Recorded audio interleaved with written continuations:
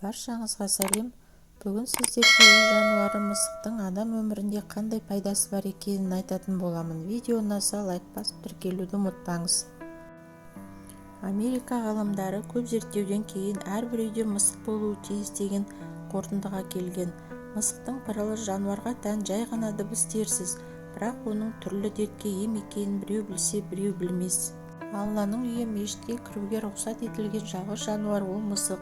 Осыдан-ақ бұл үй жануарының исламдағы орнын біле беруге болады.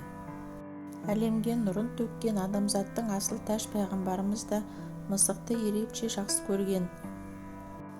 Үй жануарлары бізбен бірге күнделікті өмірде біте қайнасқан тіршілік кешіп келеді. Олардың әрқайсының өзіндік ерекшеліктері, қызметтері, пайдасы бар. Мәселен, пырылдап ұйқыдан бас алмайтын мысықты көп жағдайда тышқан аулау үшін асыраймыз. Алайда мұртты жануардың тышқан аулаудан бөлек жер бетінде атқарар миссиясы бар екен. Адамзат баласы бағзы заманнан мысықты сиқырлы жануар санаған. Сол замандағы бақсы тәуіптер мысықтың көзі басқа әлемнің көрінісі, өзге дүниеге апаратын жол деп бағалаған деседі.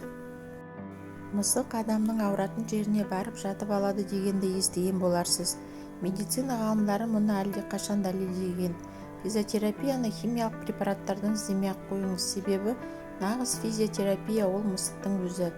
Мияулағыштың мамық терісін бірнеше минут сипасаңыз, инфаркт, инсульт алдын алу қаупі азаятын көрінеді.